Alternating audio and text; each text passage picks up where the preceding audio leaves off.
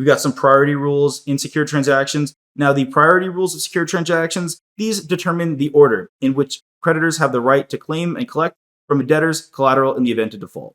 These rules are going to be essential for resolving conflicts among multiple creditors who have competing claims on the same collateral.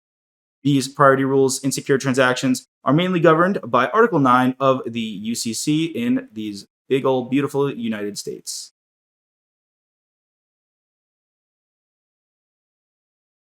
All right, here are our priority rules. We are looking at them. First up, we've got perfected security interests have priority over unperfected security interests. A creditor with a perfected security interest, which is a security interest that has been properly documented and filed, has priority over a creditor with an unperfected security interest in the same collateral.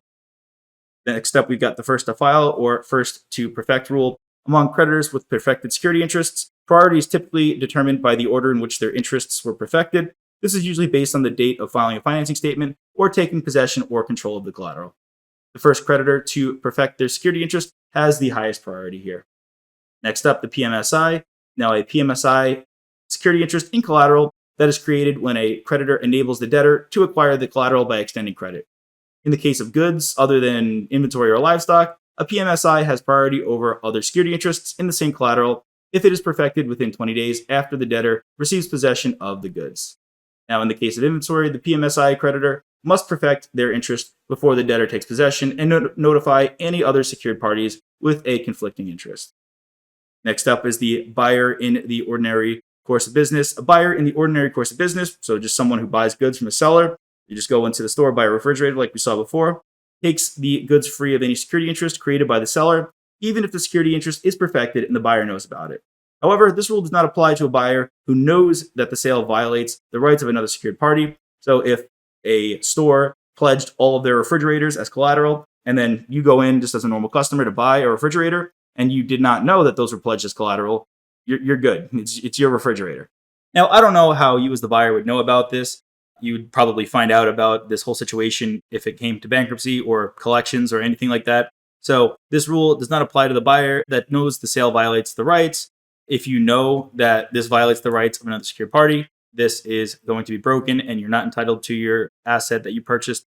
If you did not know about it, you're good to go. Take it, run away, go home.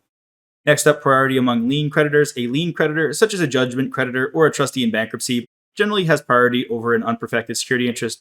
However, if the security interest is perfected, then the lien creditor will have lower priority. And then lastly, priority among unsecured creditors. In the absence of a security interest or statutory lien, unsecured creditors have equal priority and will share any available funds on a pro rata basis. We got a few more fresher slides before we run through a bunch of examples. We'll get you prepped and practiced and ready to go for what you're going to see. Now, we're dealing with attachment here again, memorizing what you need for attachment. To create and perfect a security interest, we've got the requirements for attachment. Remember, we need agreement, value, and the rights in the collateral. So take note of that, memorize that. We've got perfection. So again, the key points of perfection. Taking a look here, filing, possession, control, automatic perfection. We'll continue on the next. But again, just a refresher before we dive into some examples. Continuation and termination. To maintain that perfected security interest, the creditor must ensure that their financing statements remain valid, making sure we keep that in mind as well. And let's go, as we see examples, see how this all actually works. All right, here's an example of a prioritized order of a perfected security interest. John borrowed $10,000 from Bank A to buy a car, and Bank A took a security interest in the car. Later, John borrowed another $5,000 from Bank B to pay for repairs on the same car, and Bank B also took a security interest in the car. John defaulted on both loans. John's hitting hard times, filed for bankruptcy. The car was repossessed and sold for $11,000. Now, how would this work in terms of prioritizing who gets what? We've got first off, Bank A would have priority over the car up to the amount of the loan, which is $10,000. Bank B would have priority over the remaining amount, which is $1,000. And if there's any money left over, it would go to John, but likely nothing there. Now, why is this? This is because Bank A, they had a perfected security interest in the car before Bank B. So keep in mind those dates as well. That's going to be important. You'll see questions with dates. So as such, they will have priority over Bank B in the event of default.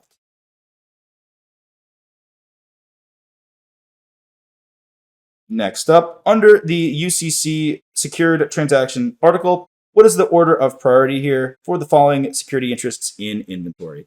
We've got a security interest that was perfected by filing on June 28th. Like I said, keep in mind those dates. Then we've got a security interest attached on June 1st. That's before, but it's attached, perfected by filing.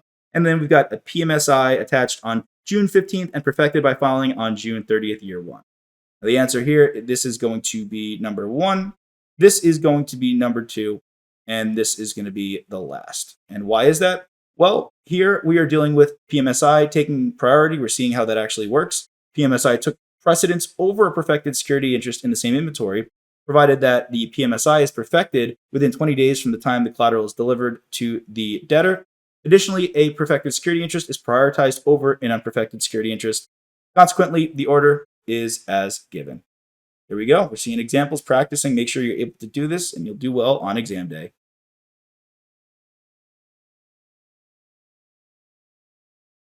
Example here.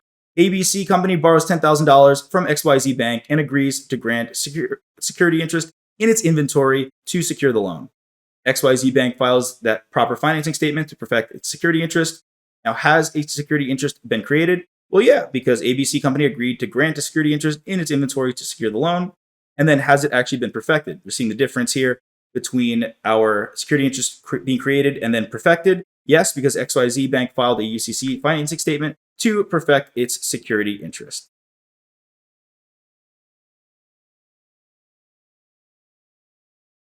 Now, under the UCC secured transactions article, what's the order of priority? We got another one. If you didn't get that first one right, then we've got another example for you here. We've got security interest perfected by filing January 1st, year two, a PMSI in the car attached on January 15th, year two, and perfected by filing on January 20th, year two, and then a security interest attached on January 10th, year two, and perfected by filing on January 25th, year two. All right. In this case, we are going to see that number two is number one is number two, a little confusing there, and then number three is the last in order. Now, as we've seen, the PMSI has a priority over a perfected security interest in the same car if the PMSI is perfected within 20 days of the debtor taking possession of the car. Therefore, two will have the highest priority. One has the next priority because a perfected security interest has priority over an unperfected security interest. Three here, unfortunately, will have the lowest priority because it was attached after the PMSI and is only perfected after 15 days from the debtor taking possession of the car. But keeping those dates in mind, understanding the relationship there, you got this.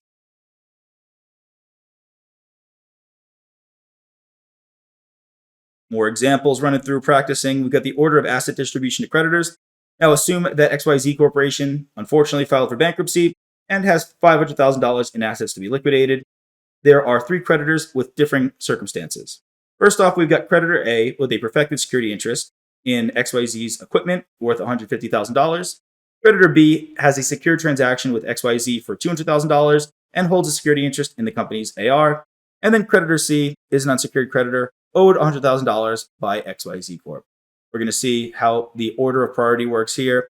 First, the secured creditors with perfected security interests. Well, first off, creditor A has a perfected security interest in their equipment, so they're going to get that $150,000 first. Next up, secured creditors with security interests in specific collateral. Creditor B has a security interest in XYZ Corporation's accounts receivable, which is specific collateral, so they're going to receive $200,000 here from the remaining assets after creditor A has been paid. And then lastly, for any unsecured creditors, we see that we've got creditor C down here will actually get $150,000. They are owed $100,000 by the corporation, but we've got $150,000 left. So that is going to be distributed to creditor C and then presumably any other unsecured creditors that may be out there. Hey there! Are you ready to not only pass your CPA exams, but truly understand and enjoy the material while studying? I know it seems impossible, right? Especially to enjoy the material? We'll do it together. Tap into the power of CPA.examprep.ai, where we've got personalized quizzes, multiple choice questions, memorization guides, flashcards, simulations, all tailored to your learning. Our adaptive study planning puts you on the fastest path to success and lifts you back up if you fall behind. Avoid wasting your precious time and money attempting an exam with a low chance of passing, because who wants that? We want to get you through this process as quick as possible. Our exam readiness prediction lets you walk in with confidence, knowing that you're prepared for success on exam day. Thankfully, there's no payment method needed to get started, so why don't you come join us? Visit cpa.examprep.ai and let's achieve your exam success together.